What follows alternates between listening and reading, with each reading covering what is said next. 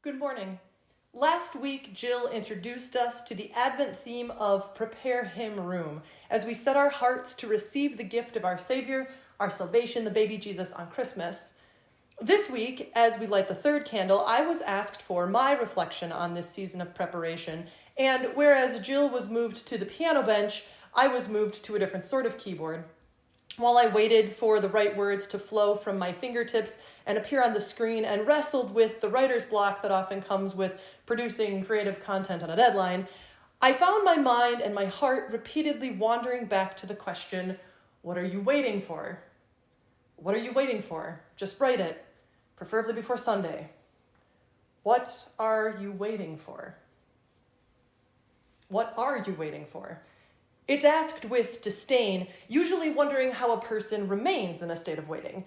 What good is hesitating when the world is in constant motion around us? In that commotion, we found this perpetual action, reaction, distraction brings no satisfaction, but also no downtime where we might find those things we hurried to and rushed from were little more than ho-hum, humdrum filler pages in a life that's busy, but not full.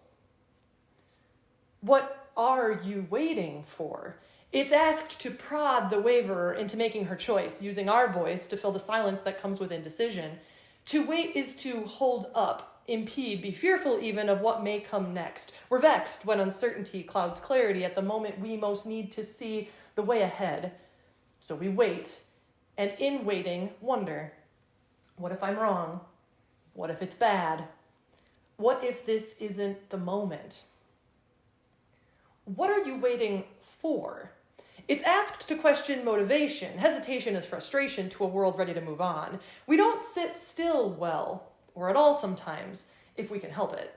Our watches remind us to breathe. We see, then our phones help us meditate. We contemplate the meaning of life with audiobooks and podcasts. Our speakers blast in the car while we hustle through the bustle of life. If we wait, we might miss it. But would we miss it? So a season like Advent feels counterintuitive. We don't know what to do with it. A season of waiting? The tree went up the day after Thanksgiving. We've been living with Bing Crosby and White Christmas on repeat. The streets are aglow in holiday lights, and the only thing left to do is open the gifts we wrapped weeks ago after finding a great deal or bargain steal and knowing if we waited too long, the price would go up. We should open our hearts as quickly as we open our wallets. By definition, in Advent, we're called on to wait, more so to watch, make ready, anticipate the coming of Christ as a baby, a child, lowly, meek, mild, asleep in a manger, a stranger in this world, and yet son to the Father who created it.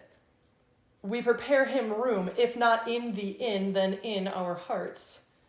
And we wait gladly, not sad he is taking too long, or the world is passing us by, but with joy that he's coming at all. The wreath and the candles call to our attention the wait, the watch, the soon and coming King. What are you waiting for?